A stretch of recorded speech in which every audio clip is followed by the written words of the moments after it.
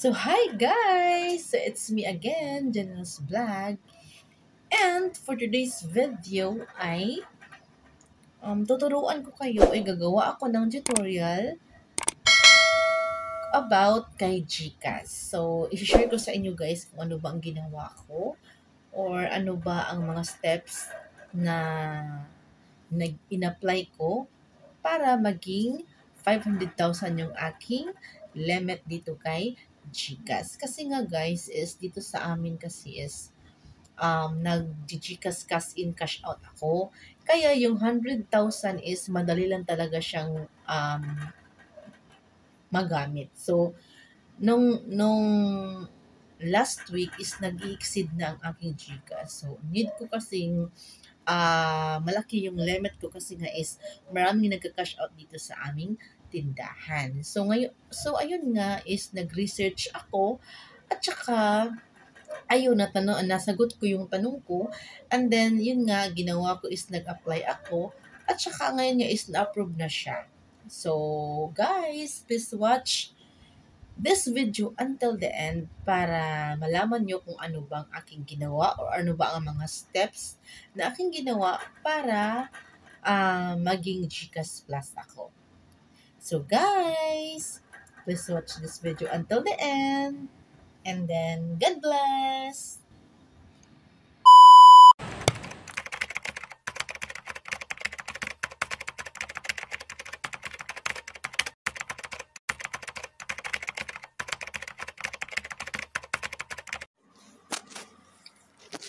So guys, ang first natin na gagawin ay syempre, papasok tayo kay GCash na application.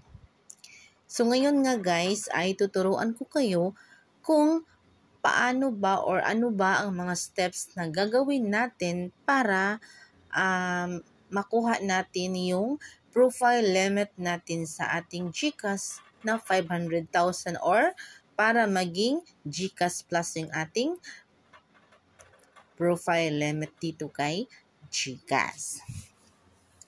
So, bago ko po ipagpatuloy ang video na ito is sa hindi pa nakapag-subscribe sa aking YouTube channel is please mag-subscribe na kayo at huwag din kalimutan na i-click ang bell button para maging updated kayo sa aking mga ina-upload na mga video. And then, pwede din kayong mag-comment, share, and likes. At saka, kung may mga katanungan kayo about sa kahit na anong mga how to or how do is i-comment nyo lang sa comment box dahil babasahin ko yun at magre-reply ako at saka gagawan ko siya ng video. So, ayun nga guys, start na tayo. So guys, dito sa screen is nandito nga ako sa loob ni GCash. So sa nakikita nyo guys is may nakalagay dito sa baba na profile. So i-click natin itong si profile. Ayan. So pag na-click nyo na si profile is hahanapin natin si profile limits. So ayan, nandito nga si profile limits sa pinakataas. So i-click natin si profile limits. At saka guys, pag i-click natin ito is, ayun nga, makikita nyo na ang aking limit na kung magkano ba na ba ang aking limit. Okay? So, ayan guys. So, ako ngayon ay isa ng GCash Plus. Sa GCash Plus, yung benefits mo dito sa GCash Plus is yung iyong profile limits is naging 500,000 na. So, ayan guys, nakikita nyo guys, may 400,000 plus pa ako na left dito sa aking limit. So, ngayon, ituturuan ko kayo kung ano ba ang mga steps na aking ginawa bago ako naging GCash Plus. Okay guys, so dito sa may baba, sa nakikita nyo guys, is may nakalagay dito na learn more about your limits. So, i-click natin itong see here. Ayan guys. So, drag tayo pababa. So, ayan guys. Ito nga yung mga steps kung how to upgrade your profile limits in GCash. So, ayan, dito sa may baba, may nakalagay dito na GCash Plus. So, here are the ways you can upgrade your wallet limit to 500,000. So, may step 1 at step 2 siya. So, ito yung ginawa ko.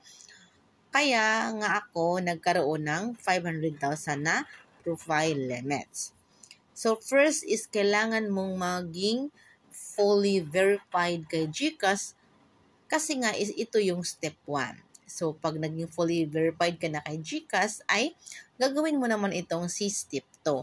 So, dito sa step 2 ay kailangan mo lang gawin ang kahit isa sa mga nakalagay dito sa A and B.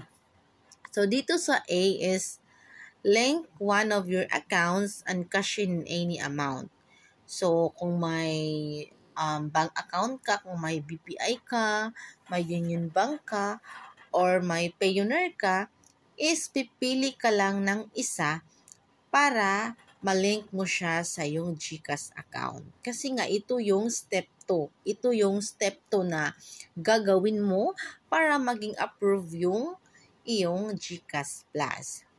So, kung wala ka namang bank account, yes, dito ka naman sa B. So, B is open a GSave or GInvest account and deposit or invest at least 100 pesos. So, ang tanong is saan ba makikita itong si GSave at or GInvest? So, makikitaan mo silang dalawa is doon sa home ng iyong GCash. And then guys, ito namang bank account, madali lang talaga siyang gawin. So,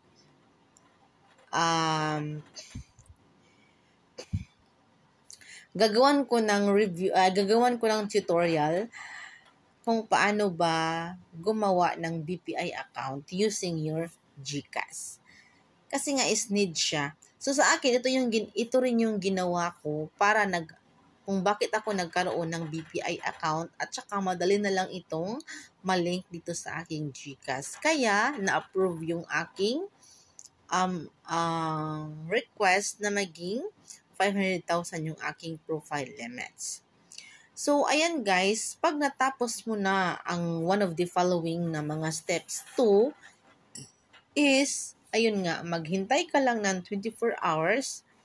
Pagkatapos ng 24 hours is, hintayin mo lang mag-text or mag-send ng message sa iyong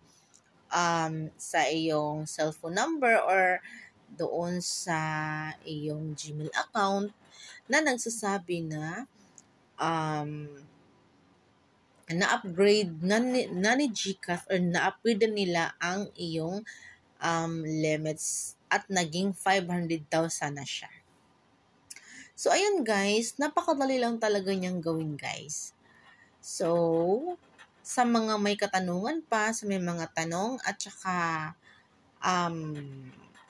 may mga gustong gawan ko ng review is tutorial is pwede kayong mag-comment below para magawan ko siya or para masagot ko siya. So, ayun guys, napakadali lang at napakasimple lang talaga niyang gawin. So, guys, thank you for watching and I hope na nakatulong itong aking video para sa inyong mga katanungan kung paano ba gawin or paano ba ma-upgrade yung inyong profile limit sa GCash. Okay guys, so once again, this is me, Janelle's Vlog, and thank you for watching. Babu!